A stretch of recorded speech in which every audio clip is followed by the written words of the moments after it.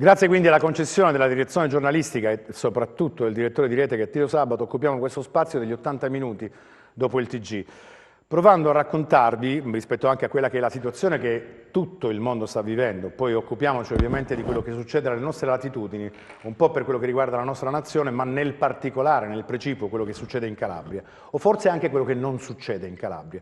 Una Calabria che è stata colta all'improvviso già allo scoppio del primo blocco della pandemia da Covid-19, che ha avuto il tempo probabilmente di affrontare, di prepararsi a quella che poteva, che era stata già annunciata come seconda ondata, ma che ad oggi i numeri la classificano tra quelle che sono le regioni più a rischio, con gli indici di, ovviamente con l'RT, ma con quello che rispetto alla sanità non è stato fatto.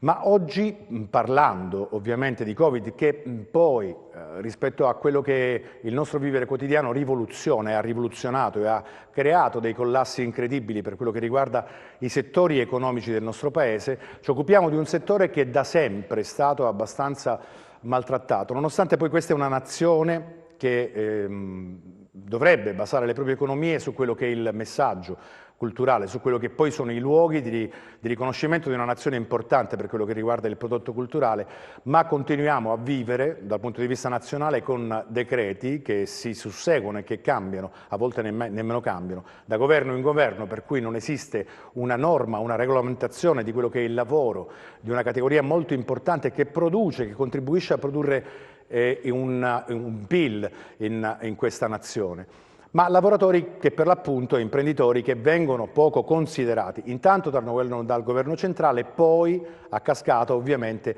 anche dalle regioni. Non succede per tutte le regioni così, fatto sta che però quello che è successo da febbraio dello scorso anno ha rivoluzionato quel minimo di regole che esistevano. In questo momento c'è una vacatio da un punto di vista della legiferazione, ma soprattutto degli interventi atti o mirati a salvaguardare la classe dei lavoratori dello spettacolo.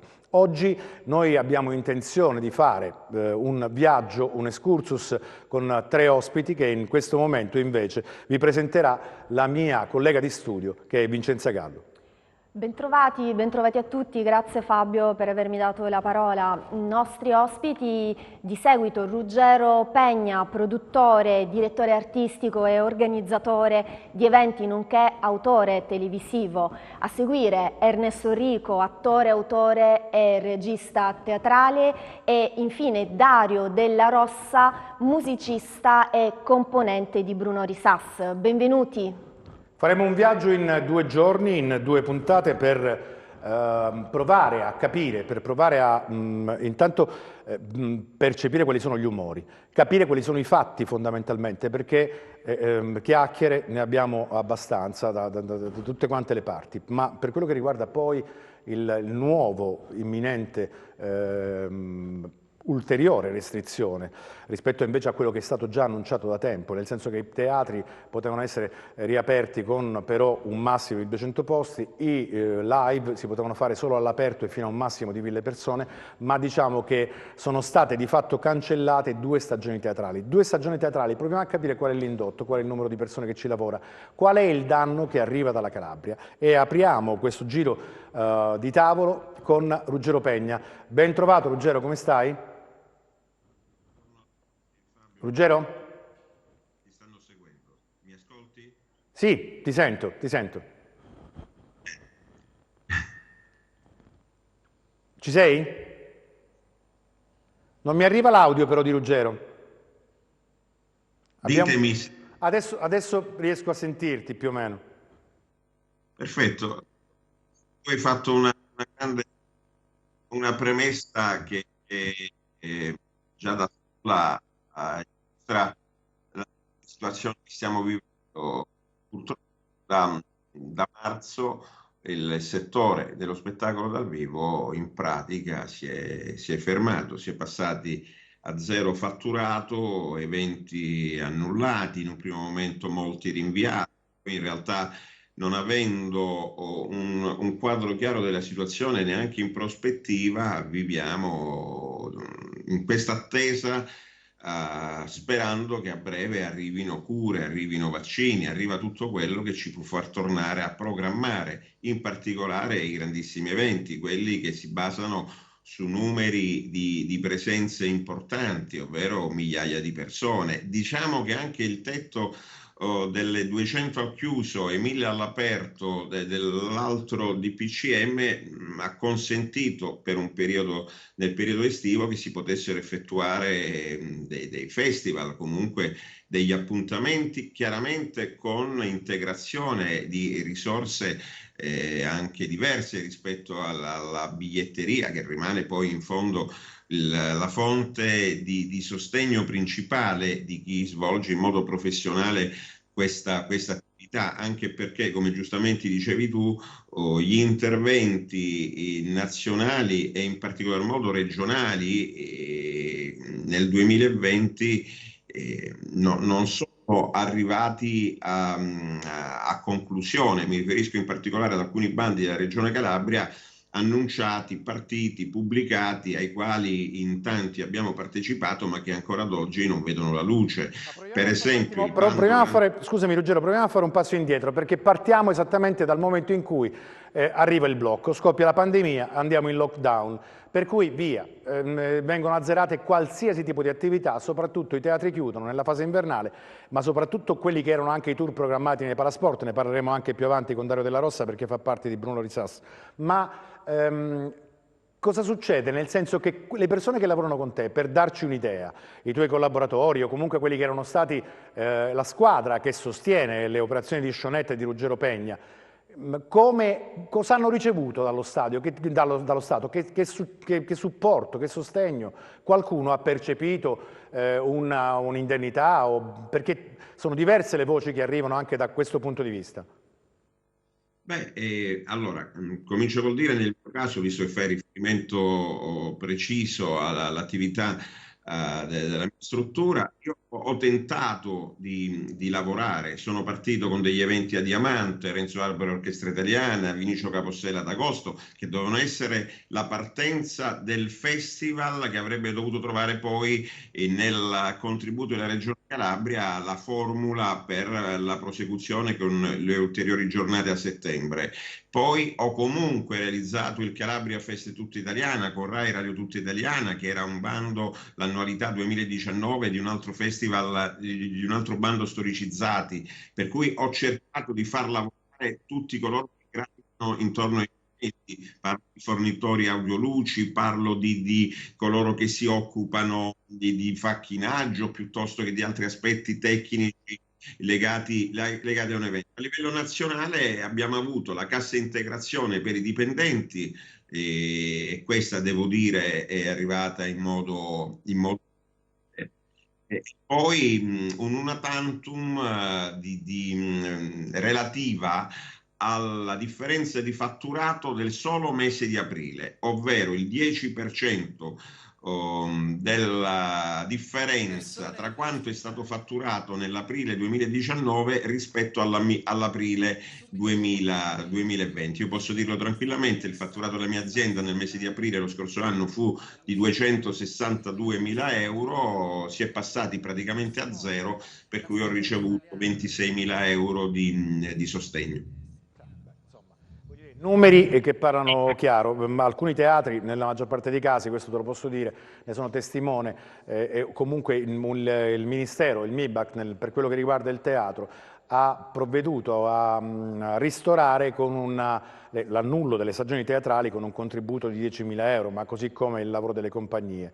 Questo magari per le piccole compagnie è stata una panacea o comunque un piccolo aiuto, ma certamente rispetto a quelle che erano le attività programmate di un'intera stagione è ben poca cosa, soprattutto se si considera che la Regione non ha pensato ovviamente di fare alcun tipo di intervento, ma rispetto a quello che tu stavi dicendo poc'anzi, e apriamo anche questo tipo di riflessione man mano che le domande gireranno tra voi tre, tra i tre protagonisti che siete voi in questo momento. La Regione ha pensato bene addirittura rispetto all'ultima amministrazione, che può essere criticabilissima, perché non stiamo qui a fare i partigiani per l'uno o per l'altro, ma parlando di numeri, i fondi destinati alla cultura si sono ridotti in maniera drastica, soprattutto rispetto a quelli che sono i primi bandi che sono usciti, ma ad azioni poco incisive, perché come tu hai detto poc'anzi, i bandi sono stati pubblicati, ma ancora non esistono graduatorie e soprattutto rispetto invece ad alcune situazioni storicizzate che mantenevano e garantivano l'apertura di alcuni teatri, ma la sopravvivenza di alcuni progetti, cito residenze teatrali e tante altre piccole cose, tutto ciò è sparito e ancora siamo in attesa di tavoli di concertazione. A tal proposito, prima che Vincenza poi si scateni anche con le sue domande, volevo chiedere ad Ernesto Orrico qual è la situazione invece. Quella nazionale la conosciamo perché è tutto quanto bloccato, ma qual è la situazione dell'interlocuzione di un movimento del settore non solo teatrale, artistico in generale, ma nel precipuo promosso dai teatranti con la Regione Calabria rispetto a questa crisi? Allora, intanto grazie per l'invito, è veramente un piacere essere qui con voi. Abbiamo iniziato dal maggio scorso un percorso di rivendicazione e proposta, lo definiamo in questo modo, si chiama Prodi, lavoratrici e lavoratori dello spettacolo e della cultura Calabria, ed è un insieme di artisti e di operatori a 360 gradi, quindi teatro, musica, danza e poi una grande partecipazione da parte degli operatori, diciamo quelli che stanno dietro le quinte, da parte di operatori che operano del gioco di parole nel discorso di service, audio, luci e dell'organizzazione dei palchi, eccetera, eccetera. Abbiamo iniziato un percorso faticosissimo di interlocuzione con la Regione Calabria perché intanto di confronto tra di noi per cercare di capire che cos'è che serviva, perché come giustamente dicevi tu Fabio, c'è stato un intervento dello Stato riguardo a degli interventi che possiamo definire tampone, quindi con le famose 30 giornate lavorative nel 2019 che poi sono diventate 7, quindi chi poteva dimostrare con le giornate lavorative nel 2019 ha ricevuto questi 600 più 600, poi 1000 euro di agosto, che in realtà ancora per quello che conta sono arrivati pressoché a nessuno, e riguardo all'ultimo DCM ci sarà un altro intervento, si parla sempre di 1.000 euro rispetto alle giornate lavorative del 2019. Riguardo alla Regione Calabria, per arrivare alla tua giusta domanda, con Approdi abbiamo iniziato a cercare un'interlocuzione con la Presidenza della Regione Calabria, all'epoca onorevole Stelli, e un assessore della cultura che attualmente faceva funzione presidenza faticosissimo questa interlocuzione perché alle nostre email, alle nostre sollecitazioni non hanno risposto e nel frattempo continuavano ad uscire questi bandi che a noi lavoratori sembravano abbastanza surreali, perché in una situazione di pandemia che sì, è vero che era apparentemente in regressione a maggio e giugno, ma poi abbiamo scoperto che insomma così non era, e lo stiamo scoprendo in maniera brutale in questo periodo. Finalmente in luglio c'è stato un incontro con l'assessore alla cultura, Firli, e lì è iniziata quella che ahimè mi vuole dirlo, ma insomma una roba a cui siamo abbastanza abituati, no? Quella un po' dello scaricabarile e dall'altra parte un prendere tempo annunciando dei tavoli di concertazione, dei tavoli tecnici che però non sono sostanzialmente mai arrivati.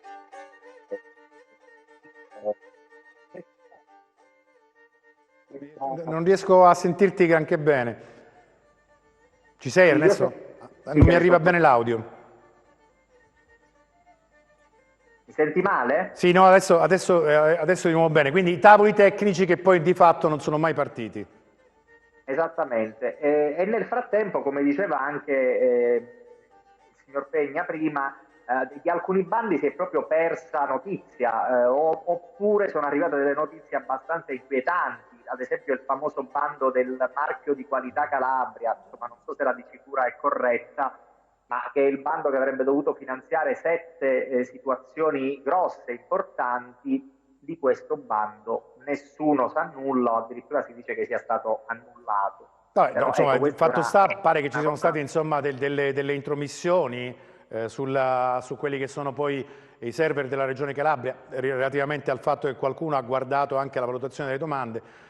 Non abbiamo ancora inteso come si procederà rispetto al fatto di stilare una graduatoria, ma e qui vorrei anche, Vincenza, tornare a Ruggero magari, perché sul fatto che ci sono stati gli investimenti da parte dei privati, e qui torniamo a un problema annoso, perché intanto c'è da dire che chi ha fatto degli investimenti per manifestazioni culturali in Calabria si è quasi sempre ritrovato a fare il bancomat della regione. Paradossalmente si gioca al contrario, quindi se le manifestazioni hanno successo, qualcuno però deve tirare prima fuori i soldini o comunque creare una situazione debitoria e basarsi molto sugli incassi degli spettacoli o comunque delle manifestazioni che organizza. Ruggero, come si fa ad anticipare questi soldi quando ancora, visto che dovevamo partire con questo lancio del marchio nella stagione estiva, ma siamo quasi arrivati, non quasi, siamo a novembre, per cui come si fa? E con quali capacità economiche, a quale costo si anticipano così tanti soldi al posto della Regione Calabria? Fabio, se mi permetti, proprio su questo, Ruggero ti chiedo scusa un attimo perché mi voglio un attimo riallacciare proprio alla domanda che ti sta ponendo Fabio. Te ne innesco un'altra, quindi a ruota.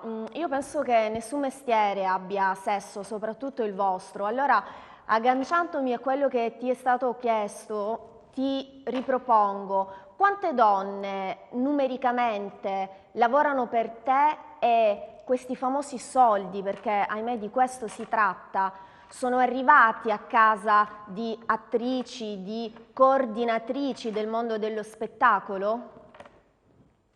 Allora, io voglio fare una piccola premessa sul quadro regionale, perché noi arriviamo da anni in cui l'investimento in cultura è stato di svariati milioni di euro, addirittura è stato raddoppiato rispetto a quello che era il budget iniziale per alcuni grandi bandi e ci siamo ritrovati nel 2020 con una riduzione drastica dell'investimento regionale. Faccio un esempio: bando grandi eventi da 5 milioni fu portato a 10 milioni di euro con la precedente amministrazione regionale. Qualcuno ha trovato discutibile questa sorta di finanziamento quasi a pioggia della maggior parte poi alla fine dei progetti, però certamente si è messo in moto del lavoro, si sono messe in moto iniziative, il territorio, chi lavora in questo settore ne ha beneficiato. Bene, da 10 milioni si è passati a 2 milioni di euro. 2 milioni di euro, quindi abbiamo il 20% dell'importo precedente, peraltro da suddividere per progetti, per contributi da 300.000 euro. Quindi già si sapeva in partenza che il numero di progetti che avrebbero potuto superare questo bando sarebbero stati nella misura di 6, 7, 8, qualora qualcuno fosse stato finanziato in misura inferiore ai 300.000 euro. Quindi una grossa riduzione già per quanto riguarda questa fascia importante. Poi mettiamoci l'abolizione della legge 13, che era comunque una linea che sosteneva piccole, soprattutto medie imprese, associazioni, pro loco e le iniziative di molti enti, soprattutto durante l'estate, abolita completamente. Le risorse non si capisce dove siano finite. Abbiamo notizia di questo spot per la Calabria affidato ad una società di produzione di Roma che ha utilizzato poi su precisa indicazione della presidenza della Regione Calabria il regista Muccino, E sappiamo che anche per questa, contrariamente a quanto accade per noi che abbiamo costruito negli anni la storia dello spettacolo in Calabria e quindi sottostiamo a bandi, a verifiche, ancora dobbiamo avere i saldi di rendicontazioni perché non sono stati in grado fino ad oggi di poter verificare tutte le rendicontazioni, quindi ogni euro è verificato dalla presenza di estratti conto, fotocopie di assegni e quant'altro. Siamo nella burocrazia più assoluta. Ebbene, e abbiamo però, alcuni di noi, veramente costruito la storia dello spettacolo dal vivo in questa regione. Dall'altra parte, senza bando, senza necessità di rendicontazione, è arrivato un investimento da 1,8 milioni solo per la fase di produzione. Ora cercheremo di capire quale sarà l'investimento poi per la trasmissione di questo corto che è stato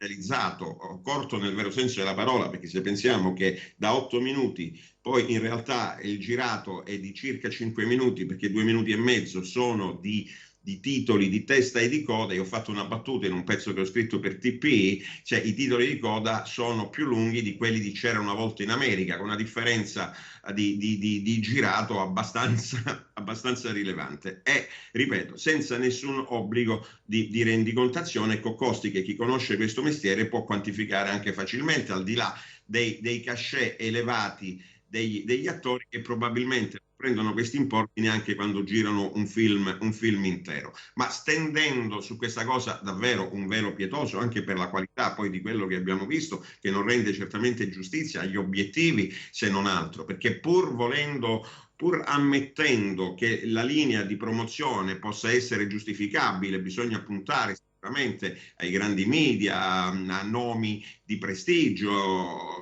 però sicuramente possiamo dire che il prodotto penso che addirittura possa essere dannoso per l'immagine della nostra regione, un'immagine stereotipata, anacronistica, superata e poi legate essenzialmente a fattori che non sono tra i principali per la promozione turistica della nostra regione. Tornando a monte... Sostanzialmente, Ruggero, mi ero ripromesso di non parlare del video di Muccino perché io penso che bisogna entrare nella fase critica di una opera d'arte quando c'è qualcosa da criticare. Per me è un'operazione completamente sbagliata, per cui dire che può essere l'immagine sbagliata della Calabria, secondo me è proprio un problema di pensiero, di scrittura, e quindi non c'è minimamente da commentare. C'è da commentare invece il fatto che probabilmente dalle risorse che sono state utilizzate fino alla scorsa giunta regionale, gran parte di questi soldi sono state movimentate in un'altra direzione, perché scopriamo che anche per quello che riguarda Calabria Film Commission, bene l'incarico a Minoli, ma ci ritroviamo ancora una volta come regione a assistere ad una distribuzione di ruoli che al netto della promozione a direttore artistico di Gianvito Casadonte vedrà di nuovo operare delle professionalità relativamente allo spettacolo, sia nell'ambito organizzativo e di comunicazione, che devono arrivare da fuori regione. Probabilmente, facciamocene una ragione, in questa terra gli specialisti nel settore dello spettacolo o non vengono considerati oppure vengono considerati un po' non talmente validi. Ma un giro di microfono volevo farlo anche con Dario Della Rossa, perché, riagganciandomi a quanto poi detto da Ruggero rispetto ai sacrifici fatti da quest'estate, Dario è un musicista, un compositore, ma è un componente anche di Bruno Risas.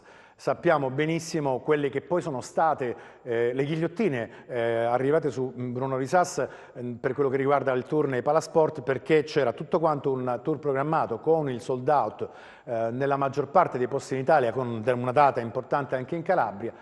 Fatto sta che è arrivato il lockdown e tutto si è interrotto, ma Bruno Risas ha ripreso un dialogo alternando, probabilmente per non perdere, come giusto che sia, il rapporto con i propri spettatori, ma soprattutto ha turnato, e questa ci sembra una cosa molto figa, consentitemi il termine, di turnare i musicisti che all'interno della SAS compongono il gruppo di Brunori, facendo delle situazioni molto più intime in acustico per un massimo di 1000 persone. Dario, raccontaci invece la situazione angosciante dell'annullo del tour nei Palasport e quello che poi è stata la decisione di Dario Brunori e della Brunori SAS di riprendere con questo aggancio col pubblico.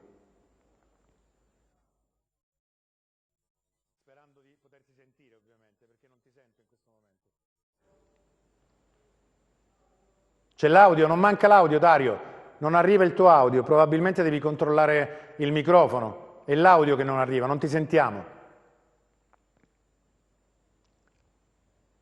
Proviamo a ripristinare un attimo. Vabbè, torniamo quindi un attimo invece, fino a che non ripristiniamo il problema tecnico con Ruggero. Ruggero. Fabio, Ruggero però ancora non mi ha risposto. Ah, ecco, infatti, io ci tengo ad avere questa risposta, Ruggero, perché, ripeto, poi da donna mi faccio anche un po' portatrice di tutte le attrici che lavorano per te e non solo. Quindi quante donne di fatto lavorano per te e quanti soldi sono realmente arrivati a casa di queste persone? Allora io vi devo due risposte perché poi ho fatto un percorso di ragionamento diverso relativo all'impostazione generale data dalla Regione agli investimenti in cultura e spettacolo. Allora rispondo subito a te. Allora io non produco nel campo teatrale, per cui nel mio caso non puoi parlare di attrici, parliamo di musicisti, parliamo di cantanti, parliamo di tutti coloro che appartengono ballerini, ecco, più alle forme di spettacolo dal vivo legate al concerto, al musical, all'opera musicale. Ovviamente l'attività che finita a non potersi effettuare in nessuna forma ha prodotto che tutte queste figure abbiano completamente perso quelli che sono le loro possibilità. Introito. Riflessione, Ruggero, un attimo solo, ripartiamo da questa riflessione, ma abbiamo uno stacco pubblicitario di un paio di minuti e poi torniamo immediatamente in studio con voi. A tra poco quindi.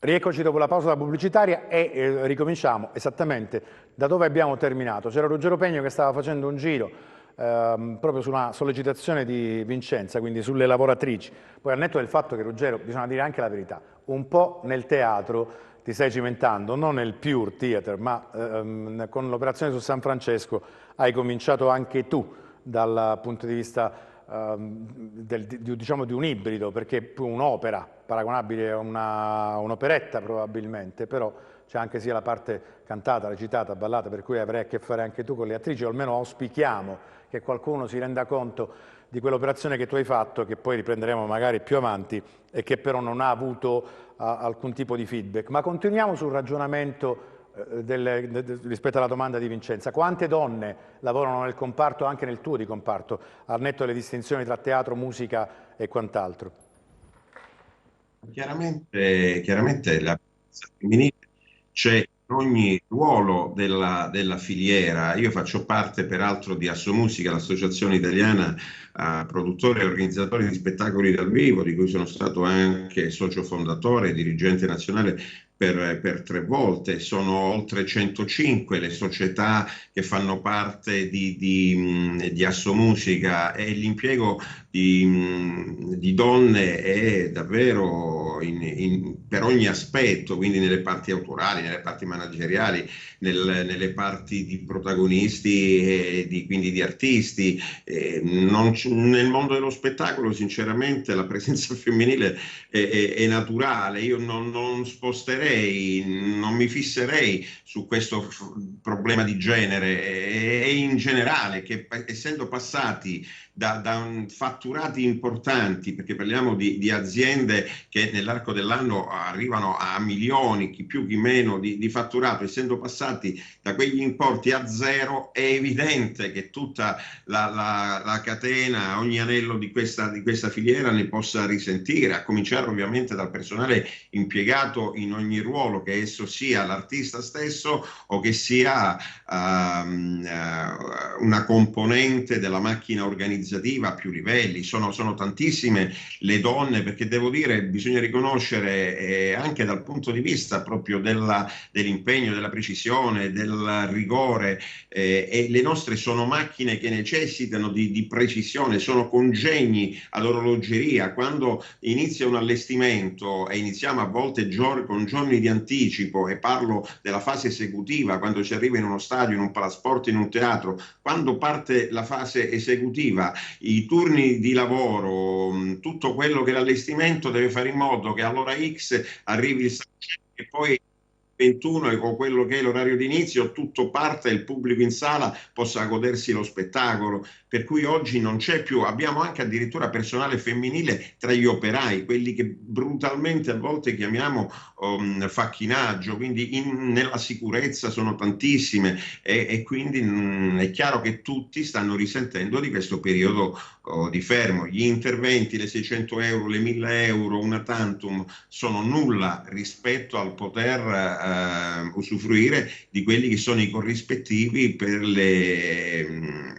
il lavoro svolto. Cioè è un disastro, quello che sta accadendo nel nostro settore è un disastro, e la cosa grave è che in questo disastro a livello regionale e forse facendo un paragone con tutte le stagioni precedenti è l'anno in cui le cose sono andate anche peggio, per cui abbiamo sommato danno a danno, piuttosto che avere il sostegno normale che in anni normali arrivava dalla Regione Calabria. Quest'anno è mancato anche quello che negli anni normali arrivava. Per cui chi ha investito, come per esempio la mia società, su una programmazione anche 2020, effettuando anche varie iniziative, si trova esclusivamente, paradossalmente, con zero fatturato e perdite, perché con i limiti, aver effettuato degli spettacoli con i limiti imposti, 200.000 persone, comunque produceva delle perdite. Allora qualcuno si chiederà: perché li avete fatti? Li abbiamo fatti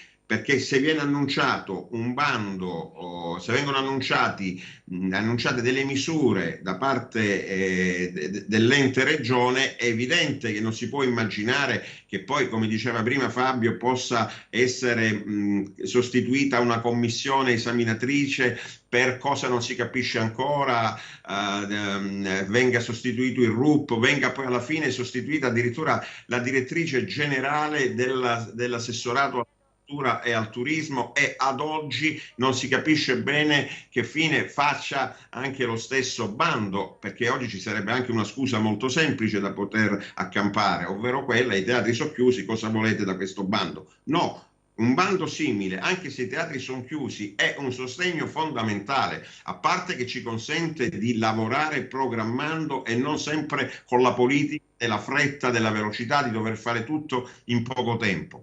Il bando deve arrivare a conclusione, dobbiamo sapere chi potrà utilizzare questi fondi pubblici, e soprattutto bisogna pensare che il mondo dello spettacolo... Io ho una percezione netta rispetto poi chiederò anche degli lumi a Ernesto rispetto a un'altra parte. Io ho la percezione netta che in questo momento si stia un po' giocando ad essere silenti.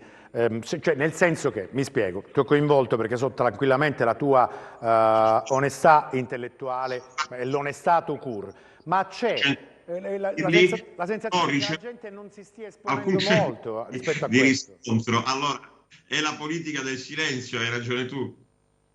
Perché mi sembra paradossale che singolarmente o nel chiuso delle stanze o con una telefonata ci conosciamo, per cui lavoriamo negli stessi ambiti da diverso tempo, soprattutto con molti dei protagonisti, e mi sembra strano che ancora oggi si è in attesa che il presidente facente funzioni, che ha anche la delega alla cultura e allo spettacolo, è in un silenzio imbarazzante. Ora capisco l'emergenza del Covid, però la vita di una regione da un punto di vista politico-amministrativo deve per forza andare avanti, e ciò che tu hai chiesto dal punto di vista di uno sforzo deve essere garantito da quello che è il risultato dell'azione politica sui territori. Questo è quello che penso. Fabio, è proprio su questo, io prima infatti cercavo un attimo di inserirmi in quello che sta dicendo Ruggero, che è assolutamente giustissimo. Ruggero, tu hai sottolineato che soprattutto ti occupi di musical, allora io ti voglio citare una frase dei tuoi tantissimi musical musical che hai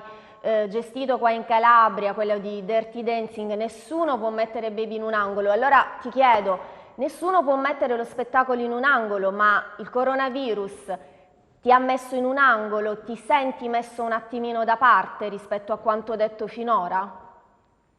Ma certo, la percezione che si ha anche a livello nazionale è di una scarsa considerazione di tutto questo comparto, come se fosse qualcosa di effimero. Io ho scritto un altro pezzo proprio a tal proposito, ricordando quelle che sono le molteplici valenze di un settore che, alla pari dei settori di generi alimentari e bevande, nutrono una persona. Se si lasciano aperti i supermercati, i centri commerciali, dove probabilmente è anche difficile riuscire a ottemperare al rispetto delle misure, delle prescrizioni anti-Covid, allora bisogna lasciare aperto anche un teatro, dove è molto più semplice poter far rispettare quelle che sono le misure. Possiamo far rispettare perfettamente il distanziamento all'ingresso, all'esterno, all'interno. Allora, è la superficialità con cui spesso ci si approccia al nostro settore, anche quando si discute di fondi per lo spettacolo, da alcune parti senti delle affermazioni che veramente mortificano e sono anche umilianti, come se chi lavora in questo settore speculasse sulla cultura, il solito discorso del lucro, come se in fondo i soldi per lo spettacolo si possano meglio utilizzare, sempre le solite frasi, scuole, ospedali, strade, questo e quell'altro. No, la cultura è un settore che forma i giovani, che aggrega, che crea intellettualmente l'uomo, anche nello spirito, nell'anima. Allora, banalizzare tutto quello che è cultura e spettacolo dal vivo significa anche a livello nazionale non avere chiara l'importanza invece che ha questo settore, che se vogliamo porla anche sotto il profilo occupazionale, e sappiamo solo noi quanto di occupazione ci sia bisogno nella nostra regione, offre sbocchi assolutamente nuovi, innovativi, e spesso che rispondono alla grande domanda dei giovani di oggi, che magari non vogliono fare il ragioniere, l'ingegnere, l'avvocato, il commercialista, ma vogliono fare l'attore, l'autore, lo scenografo. Ruggero, io penso che da quando tu sei partito, vabbè, adesso comunque sono tanti gli anni, io vabbè, mi ricordo uno storico Sting, ma mi ricordo anche un Litfiba Lamezia, ma da quando sei partito? Certamente, al netto della grande partecipazione del pubblico, la sollecitazione di fare un'impresa in tale settore ha dato l'avvio a tante altre professionalità, da service a tecnici specializzati, a fonici, che si sono poi concentrati in questa nuova operazione. Tanto è vero che la Mezza è diventata fucina anche di nuovi gruppi che, su sollecitazione di ciò che hanno potuto vedere negli anni, hanno creato le loro compagnie, le loro produzioni. Abbiamo al telefono Dario Della Rossa. Maestro, mi senti o no? Visto che comunque Eccoci. abbiamo le difficoltà audio. Come stai intanto? Bene. Mi sentite adesso? Scusate per i problemi tecnici. Vabbè, l'hai fatto apposta, non volevi farti vedere. Comunque, no, la domanda era precisa. C'è stata una bella intuizione da parte della Bruno Risas, perché ciò che avete perso dal punto di vista soprattutto delle grandi presenze, perché un tour preciso, pensato per i Palasport, si è poi riscattato in parte, in minimissima parte, in una serie di concerti un po' più in micro, con fino a massimo di 1000 persone, in posti anche molto suggestivi, ma con le dovute, le debite proporzioni, e anche da un punto di vista di come era stato strutturato e pensato il tour. Ma è stata qualcosa che comunque vi ha riportato ad avere rapporti con la gente. Raccontaci com'è stata intanto questa esperienza. Sì, per noi ovviamente la prima chiusura, il primo lockdown è stata una doccia fredda, perché eravamo proprio sulla rampa di lancio. Quando hanno chiuso la città di Lodi, noi eravamo a Milano in quel giorno per presentare il disco in anteprima a Radio Italia, in un concerto per Radio Italia, e gli strumenti sono rimasti su. Noi siamo scesi con l'illusione che saremmo risaliti pochi giorni dopo. In realtà non è più successo per mesi, quindi per noi è stato davvero un trauma. Era ovviamente un tour importante, la notizia di ieri proprio è che sarà rimandato all'autunno del 2021, per cui dopo l'estate. Ma quanto, per esempio, ma quanto è importante? Cioè, Dario aveva concentrato molti sforzi su questo disco, uscendo poi con il clip, che è stato anche bellissimo, il primo singolo, e aveva avuto un sacco di successo perché le tracce erano scaricate tantissime e poi molto ascoltate, ma c'era ovviamente il tour che era poi ulteriormente promozionale di questa nuova operazione. È come se si fosse creato in questo blackout una mancanza per completare proprio l'iter creativo del disco nel rapporto con il pubblico. Sì, e soprattutto non ti nascondo che per questo tour in particolare l'impegno che avevo messo anche nella messa in scena, nel riarrangiare i brani, era stato notevole perché era la prima volta che come gruppo ci affacciavamo a delle platee così ampie. Quindi era il primo tour nei palazzetti, ad esempio, nonostante una carriera decennale, e per noi era davvero, come dire, un momento cruciale della carriera di Brunori come artista, ma di tutti quanti noi che lo seguiamo da così tanti anni. Quindi è stato davvero, ripeto, una doccia fredda. Dario, ti vorrei porre una domanda proprio a seguito di quanto hai detto finora. Pochi giorni fa sul tuo Facebook hai postato un post che era teso a ricordare da una parte la scomparsa del grande Gigi Proietti, ma hai, diciamo così, inquadrato un problema che ai tempi del Covid, ahimè, risulta essere un problema reale, un problema davvero ingombrante. Hai parlato del disagio, del sentirsi inadeguati davanti al cambiamento.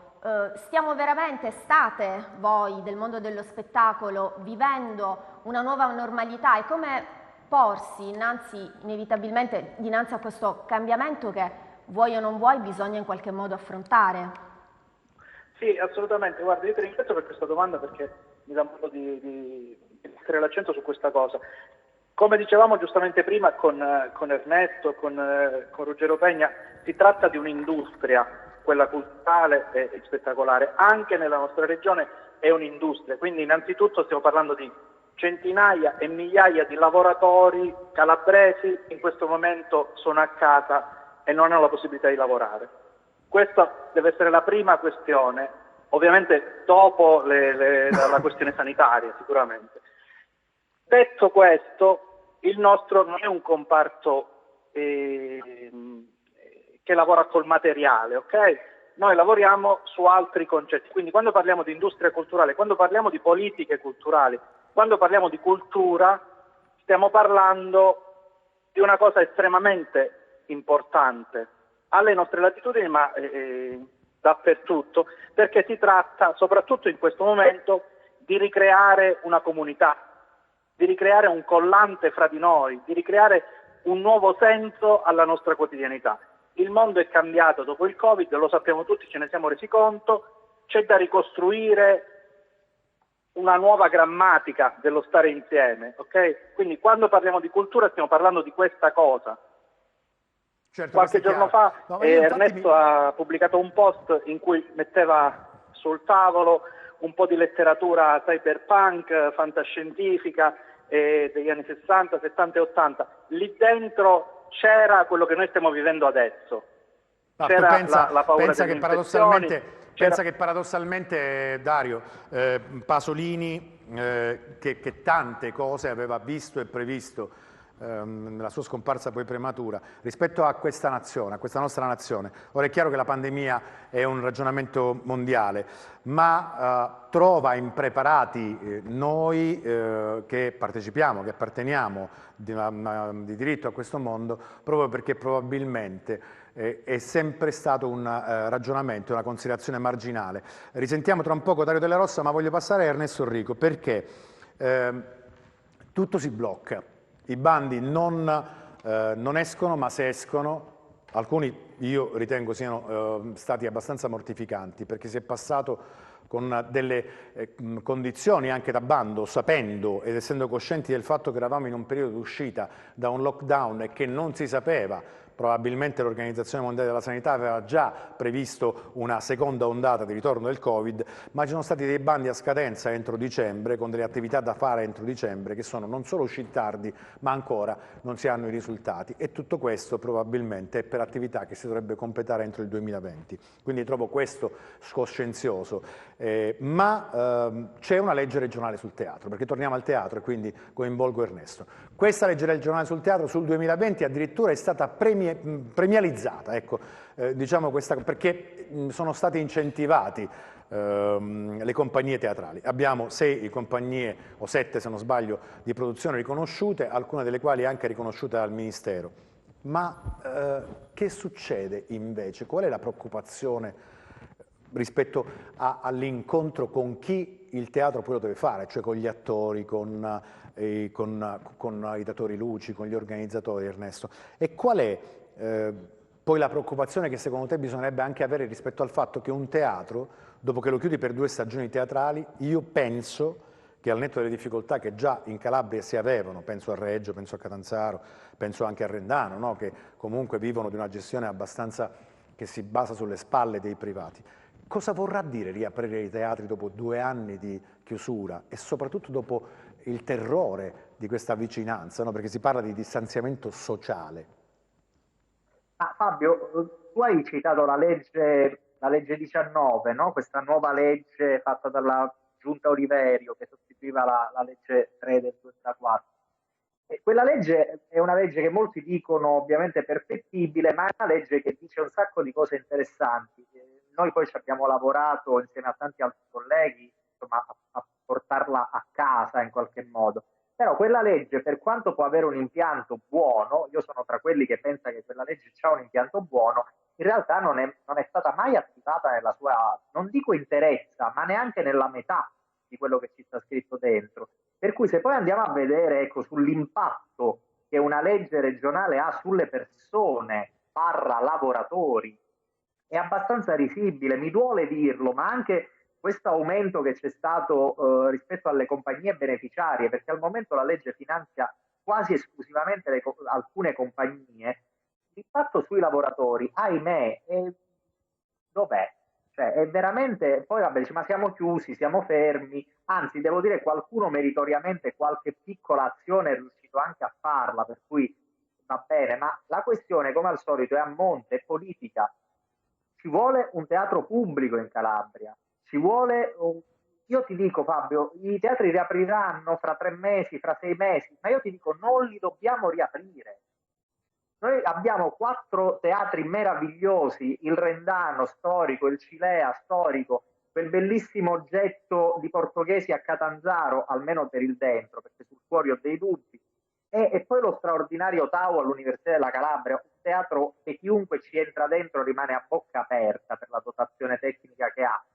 È un piacere per un lavoratore entrare in questi teatri, ma ci dobbiamo entrare. Allora dico, i lavoratori non possiamo continuare ad essere una terra di transito. Noi dobbiamo passare alla produzione teatrale, ma intesa nel senso pubblico.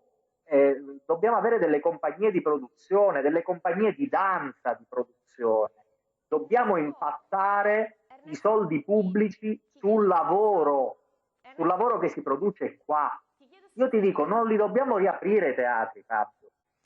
Se non c'è una legge messa a regime, non possiamo riaprire i teatri, ma su quali basi?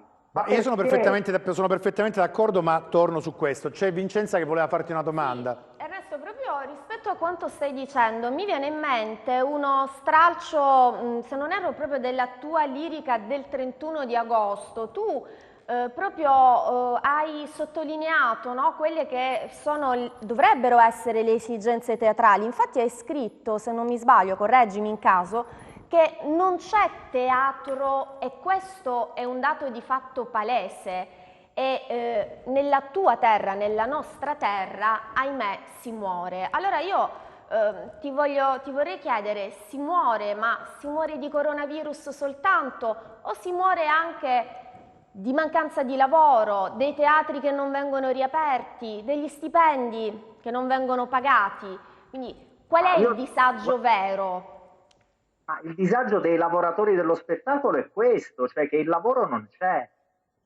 il lavoro non c'è, il lavoro è veramente, da un punto di vista, ripeto, dell'investimento pubblico, è risibile, cioè è ridicolo quando si parla, ma si spendono troppi soldi sulla cultura, ma non è vero niente, se ne spendono troppo pochi. Aveva ragione Pegna prima a ricordare le diverse, diciamo, gli abbassamenti clamorosi e poi questo spostamento di fondi da una parte all'altra. Guardate che il vituperato, giustamente vituperato spot di Muccino, quella somma lì, per un anno certamente lo dico, ma quella somma lì sarebbe il doppio di quanto prende in media un teatro pubblico italiano da parte delle regioni. Non so se mi sono spiegato. Cioè, quella stessa somma... Traduciamolo per gli spettatori, Ernesto. Stiamo dicendo che con quella cifra certamente si sarebbe potuto finanziare un teatro pubblico in Calabria e che con questo, attraverso il teatro pubblico, si sarebbero potute fare lavorare centinaia di persone. Questa è la traduzione di questo pensiero. Ernesto, non andare via, non andate via nessuno ovviamente, né voi che ci seguite, perché 2 minuti, pubblicità, e torniamo immediatamente per chiudere.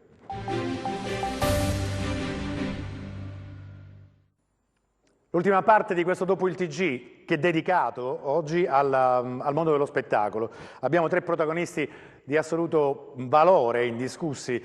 Primo, Ruggero Pegna, intanto per ordine anagrafico ma anche di storia e di storicizzazione sulle attività da lui condotte in Calabria.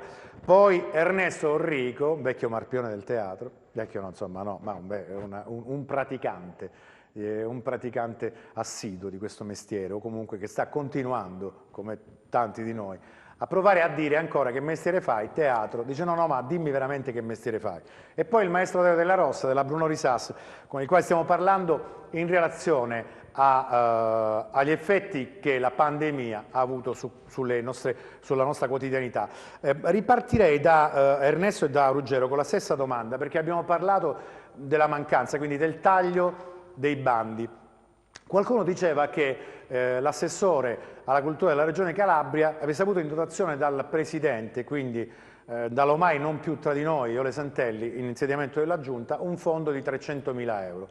300.000 euro diviso, diciamo, buttiamola giù, a 1,5 milioni di calabresi, la cultura, la tutela della cultura dello spettacolo dal vivo in Calabria non vale nemmeno 15 centesimi a calabrese, insomma questo siamo. E siamo però la terra che attraverso la cultura vuol convincere i turisti a venire a visitarci, a scoprire le bellezze.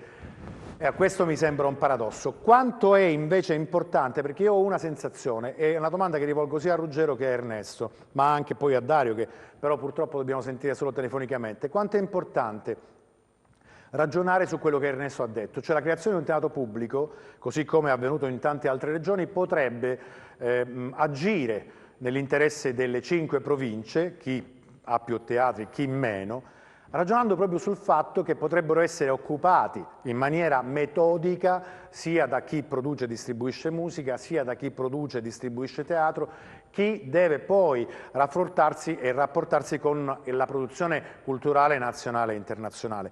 Secondo voi il divide ed impera, che un po' secondo me è stato agito politicamente rispetto ai bandi, così come rispetto anche alla legge sul teatro, è diciamo, uno strumento che viene utilizzato dalla politica proprio perché il territorio non possa svilupparsi nella sua interezza? O è una mia idea sbagliata?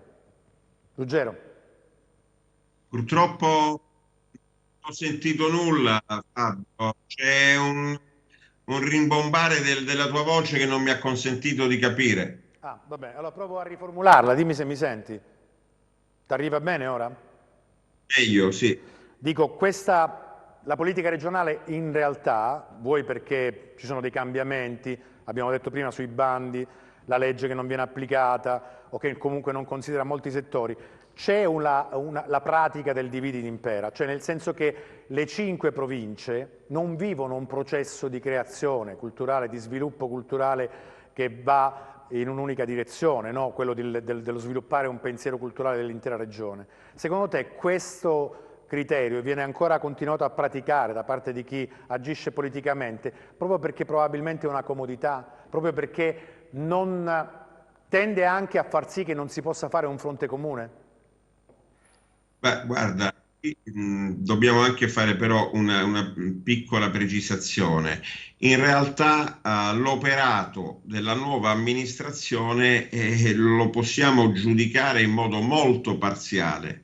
Cioè io ancora non ho capito bene dove volessero e dove volevano, perché ormai è questione di giorni e andranno a casa, ma dove volessero arrivare, quale fosse il loro progetto, perché nel momento in cui lanci dei bandi e non li porti a termine, sottrai delle ingenti somme a delle linee che negli anni sono state fondamentali, comunque in Calabria, e non si capisce dove siano finite, allora è il progetto culturale che io proprio effettivamente non ho avuto modo di conoscere, se qualora ci fosse stato. Io ho avuto un incontro come rappresentante di Assomusica insieme al maestro Francesco Pollige, come rappresentante dell'Agis in Calabria, al momento era assessore appunto Spirlì, ancora prima che ci fosse purtroppo quello che sappiamo che è accaduto alla presidente Santelli, e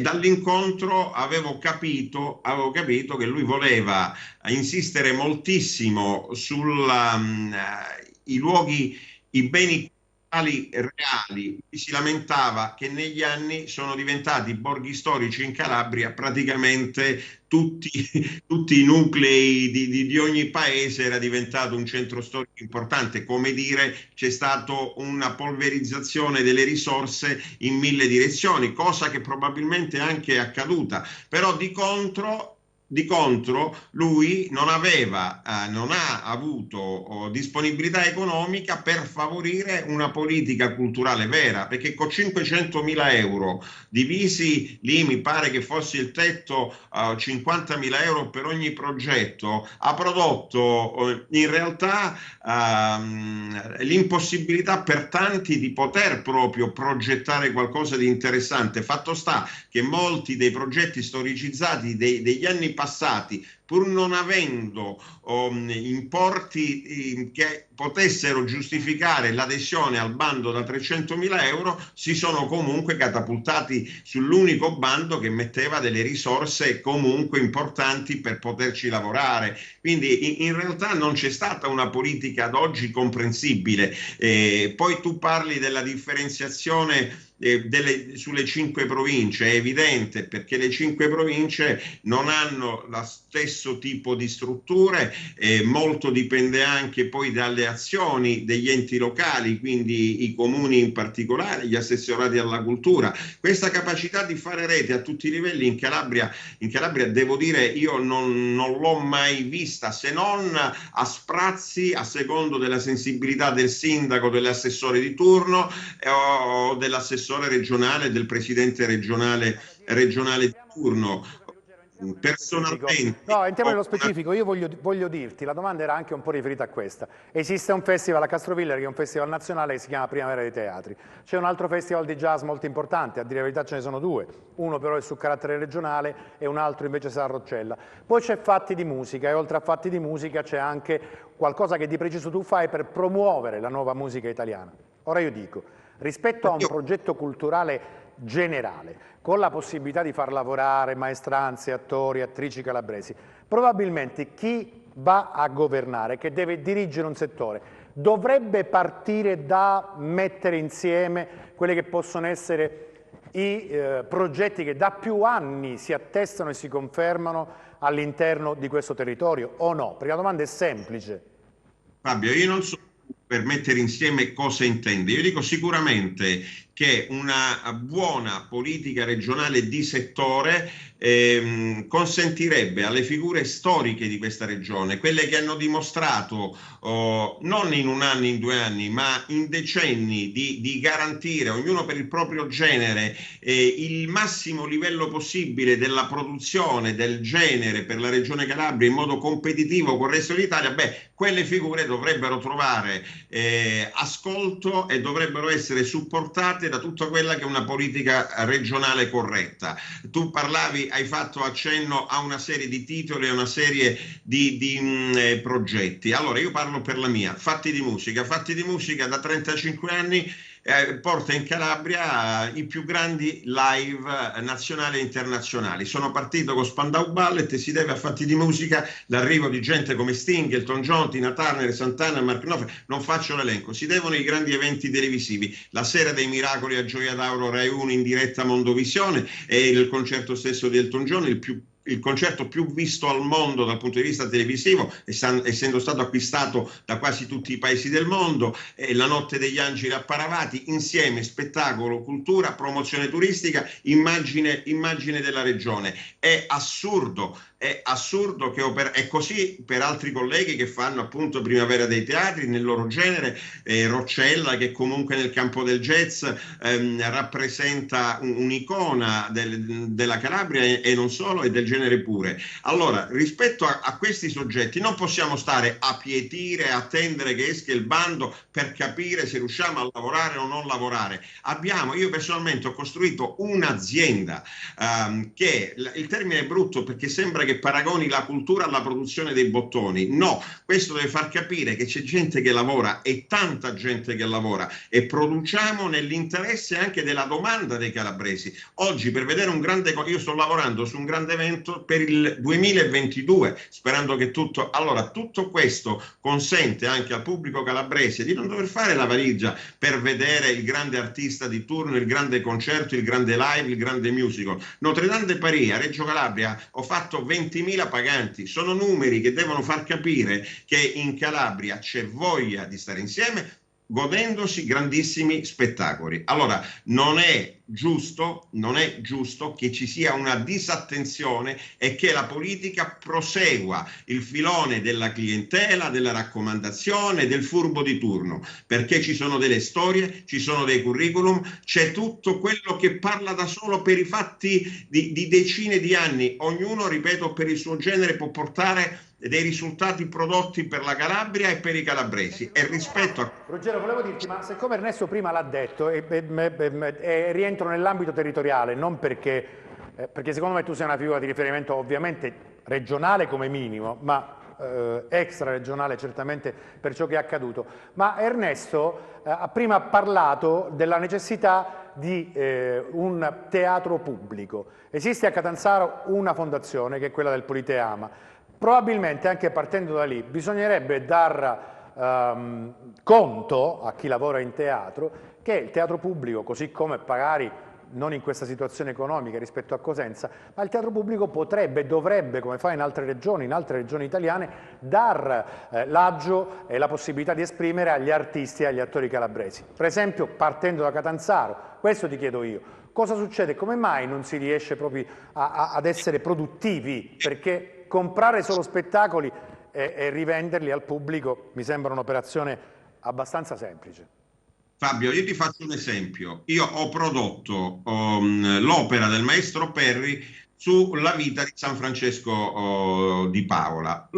Era nata quell'opera in un modo molto semplice, teatrale, una cosa anche sicuramente emotiva, già realizzata in quel modo, ma l'ho trasformata in una grande opera musicale sullo standard tecnico-artistico delle più grandi e posso fare tranquillamente paragoni appunto con Notre Dame de Paris, Promessi Sposi, Romeo e Giulietta, le più grandi opere, uno spettacolo sensazionale. Ho fatto la produzione anche televisiva, al momento sono fuori di 200.000 euro perché la Regione Calabria non mi ha degnato minimamente, seppur ricorresse il quinto centenario, il sesto centenario, ricorrenze di tutti i tipi su San Francesco di Paola, la più grande opera musicale realizzata mai in Calabria del livello delle maggiori nazionali del genere, non ha goduto dell'attenzione di nessuno. La produzione televisiva pronta per la messa in onda su una primaria rete nazionale, chiunque ha partecipato alla prima di Reggio Calabria, prima e unica poi in realtà, perché intendevo promuovere un tour nazionale e internazionale, ripeto, non c'è stata la minima attenzione, seppur parliamo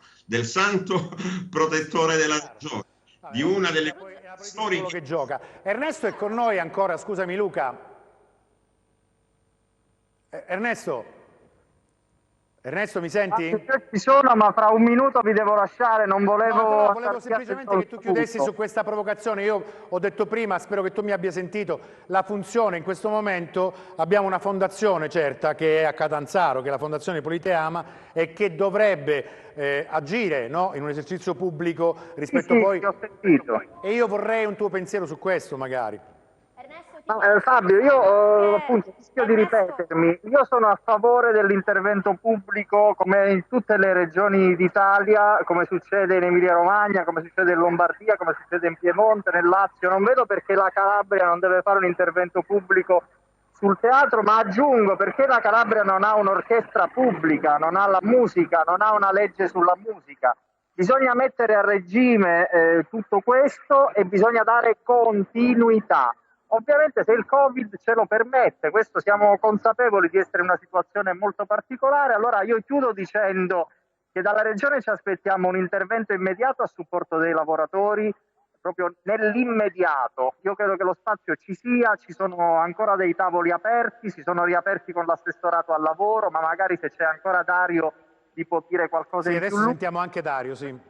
E basta, io mi dispiace lasciarti e spero che mi potrai intervistare prossimamente, magari vedendoci anche con le dovute distanze fisiche in studio, nei vostri bellissimi studi di TEN. Grazie, devo lasciarti. Ernesto, scusami, prima che...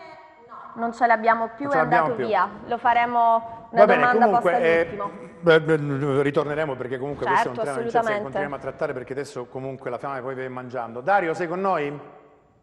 Vi ascolto con interesse. Allora, volevo dirti, ci sono state polemiche che poi vengono seguite più dai social ultimamente, perché c'è stata un'interlocuzione tra voi come Movimento Approdi e l'assessore regionale al lavoro, che in realtà aveva pubblicato questo post dicendo che dava spazio a 3 figure del mondo dello spettacolo che volessero affiancarlo anche a distanza, ovviamente, in questo momento con un contributo di 500 euro mensili. Da lì poi è partita un'interlocuzione perché giustamente Approdi, rivolgendosi all'assessore Orsomanzo, gli ha chiesto: ma com'è possibile che l'assessore al lavoro non sa che quanti lavoratori dello spettacolo esistono in Calabria e che difficoltà stanno vivendo? Quindi spiegaci un attimo questa situazione e soprattutto questo incontro che farete quanto prima con Fausto Orsomarzo. Sì, vi dico, intanto è stato paradossale leggere quelle parole e paradossale quello che ne è seguito successivamente, ovvero l'incontro fra Approdi e Orsomarzo, perché sono mesi che Approdi, come rete di varie professionalità, dal teatro ai tecnici ai musicisti, cerca di interloquire con l'ente regionale. Lo fa con comunicati, richieste di mail, telefonate a segretari, quindi che questa cosa sia avvenuta dopo una polemica su Facebook già ci dispiace, ecco. Dario, Dopodiché Dario, ti chiedo scusa, proprio in quanto, perché stiamo affrontando un argomento davvero interessante ed importante, poi a me piacerebbe andare, come giustamente fa Fabio, veramente al nocciolo della problematica che stiamo affrontando e trattando. Ora, tu, collaborando ovviamente con la Bruno Risas, avete sempre parlato del vostro lavoro come un lavoro sostanzialmente che nutre non solo la pancia, ma anche lo spirito e soprattutto l'anima. Ma sinceramente, in questo momento storico così particolare, vi sentite tutelati come lavoratori e ancora peggio, vi sentite dei lavoratori riconosciuti dallo Stato? E questo certo, no, così completi anche l'incontro con Orsomarzo, perché probabilmente potrebbe essere un tema di discussione questo. Sì, le cose che Orsomarzo ha detto ad Approdi sono quelle che poi ha detto pubblicamente poche ore dopo, ovvero che ci sarà un Riparti Calabria 2 a sostegno del comparto, ma non specifico musicale, del comparto produttivo, già sarebbe un miracolo, quindi piccole e medie imprese, che verranno inclusi i codici Ateco esclusi dal precedente provvedimento, Ateco, quindi insomma, dovrebbe esserci un allargamento dei beneficiari di questo sostegno e, come dire, ci ci riserviamo di aspettare, e soprattutto vorremmo che ci fosse da parte della Regione uno sforzo in più nella direzione della tutela dello spettacolo, quindi uno sforzo specifico per cinema, musica, teatro e tutto il comparto, perché stiamo appunto, ripeto, parliamo di centinaia di lavoratori e le regioni possono fare molto. Voglio fare soltanto 2 esempi brevissimi.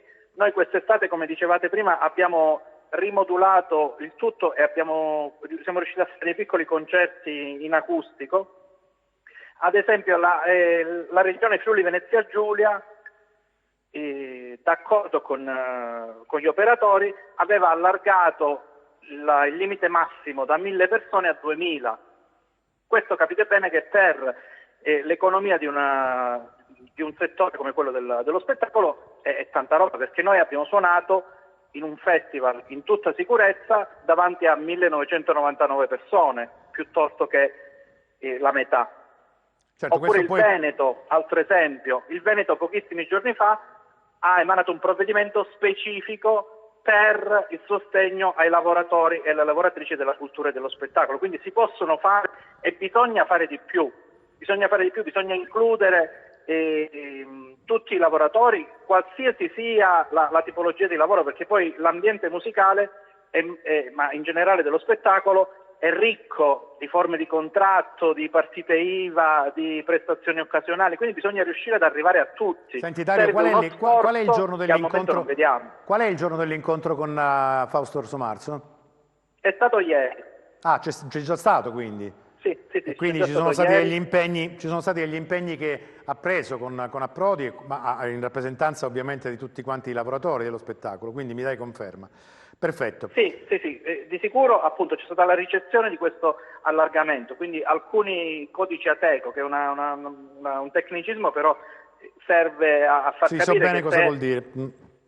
Se non lavora il musicista di un festival, non lavora l'organizzatore di quel festival, non lavora neppure il tecnico, seppure magari lì sulla carta risulti come contratto di cantiere, un'impresa edile. Insomma, bisogna entrare nello specifico ed entrare nel profondo per riuscire a raggiungere le persone e sostenerle veramente.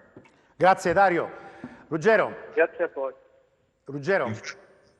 Mi riallaccio alle parole che ho sentito. Bisogna comprendere che è necessario il sostegno ad ogni tipo di lavoratore dello spettacolo per superare questo fermo assoluto.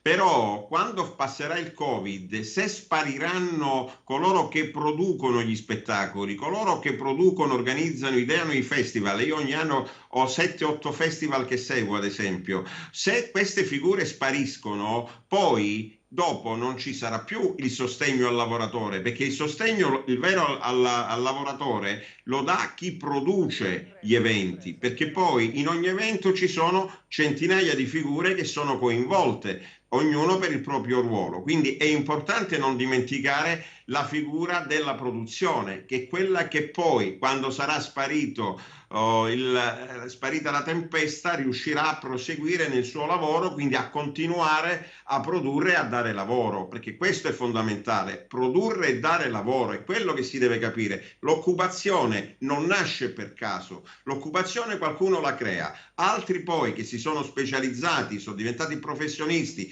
ognuno, e oggi ne abbiamo tantissimi in Calabria di altissimo livello, ognuno fornisce quella che è la sua abilità nel dare la propria prestazione professionale. Ma non dimentichiamoci che con 2000 euro, come è stato l'intervento della Regione Calabria, il primo l'ho guardato e ho voltato pagina, con 2000 euro una produzione che all'anno investe milioni di euro non sa veramente cosa fare, non paga manco metà di uno degli stipendi, cioè parliamo del nulla.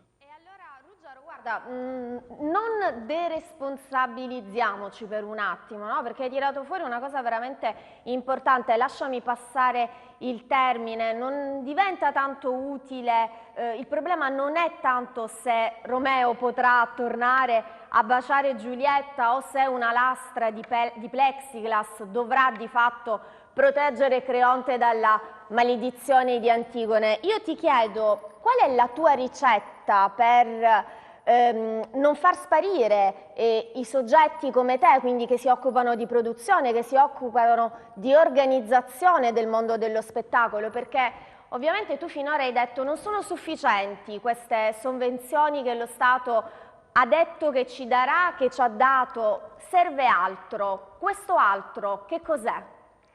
Innanzitutto il riconoscimento della nostra storia. Chi ha lavorato per la Calabria ha deciso di rimanere in Calabria, pur avendo la possibilità di lavorare in altre regioni, traendo maggior profitti, e lo ha fatto magari veramente per radici familiari, amore per la propria regione, credere che anche la Calabria potesse diventare una regione normale, non deve essere messo in un angolo perché siamo esterofili, perché c'è la moda del dover dare l'incarico a chi magari ha curriculum inferiori anche a noi calabresi. Io stesso in Calabria sono stato 3 volte dirigente d'Assumusica, sono stato per 4 anni, dal 2012 al 2016, nella consulta ministeriale per lo spettacolo unico per la musica. Allora perché la politica calabrese va a capire tutte le figure che ha in Calabria, grande esperienza, che hanno una storia e che hanno dato a questa regione, quindi riuscire a storicizzare anche il lavoro che è stato fatto, ma in modo reale. Poi ovviamente seguito ai bandi, perché mi pare che gli investimenti, piuttosto che essere nell'anno principale delle difficoltà, essere aumentati, sono stati ridotti in modo drastico e chiaramente. Ruggero, siamo arrivati alla chiusura. Intanto volevo ringraziarti. Io volevo anche dirti che rispetto anche alle ultime nomine fatte è la solita iattura che noi abbiamo in Calabria, perché chiaramente io ritengo che chi fa l'assessore alla cultura, è chiaro, chi governa una regione, un territorio, un comune, deve avere una visione, però poi le cose deve farle fare a chi le sa fare, perché il ruolo dell'assessore si ferma all'indirizzo politico. Da un punto di vista operativo poi dovrebbe lasciar fare a chi può fare e soprattutto cercare di pescare le risorse, come hai appena detto, all'interno della propria regione, dei propri territori, perché questo è l'unico modo per trovare un'identità culturale e trasformare quello che noi facciamo da una vita in un brand territoriale poi da poter rivendere nel caso degli spot nazionali o di quant'altro possa comunque servire a rafforzare l'immagine della regione. Grazie a Ruggero Pegna, perché abbiamo esaurito il tempo e spero di vederti e di sentirti presto, Ruggero. Quello me lo auguro anch'io, così riusciamo a stare in uno studio e ci guardiamo, perché io qua ho guardato me stesso nell'immagine che ho davanti.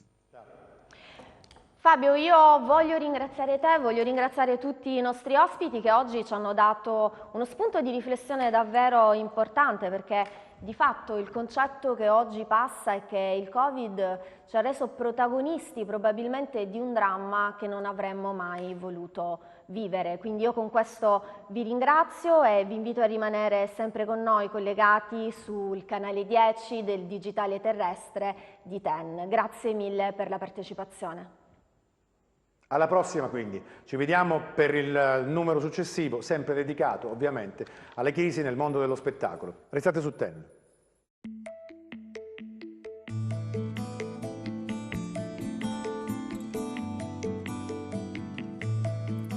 Chissà terra brucia come un sole ad agosto, la mi fare diventare niente fumo e tutto arrosto.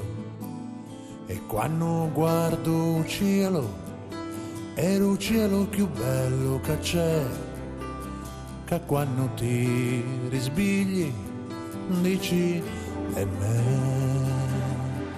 Ci sono posti che su pugni, altri posti su carezze, certe volte su mugugni, altri volte su bellezze. Dico che terra mia con una virgola si cangiasse, perciò chi ne ci ha messo punto con una gomma ci passasse, ero cancellasse. Chissà terra nostra balla tarantella, se piglia chitarra e suona calavessella. Chissà terra nostra fa l'amore con mare, si stenna la spiaggia e s'asciutta lo sole, chissà terra nostra e verde come speranza, quanta gente ti sparla e poi ci viene a vacanza, chissà terra nostra è sostanza e cultura, chissà terra nostra è senza paura. Telegiornale parla, tante volte cose brutte, di una terra abbandonata e di anime distrutte, eppure c'è gente buona che combatte per ti fa sta meglio, che son chiova almeno giorna e ti dice io ti dugno e non ti pigli. Chissà terra nostra balla tarantella, si piglia chitarra e suona calavesella, chissà terra nostra fa l'amore con mare, si stenna la spiaggia e s'asciutta lo sole, chissà terra nostra è verde come speranza, quanta gente ne sparra e poi ci viene a vacanza, chissà terra nostra è sostanza e cultura, chissà terra nostra è senza paura. A ciopè a ti fa bagno, scendi sotto i bronzi, sagli e vidi l'arco magno, a Roionio le castella, un vale a 1000 cartoline, chissà terre petali rosa e nessuno ci voglio e spine. Ci va più e spina.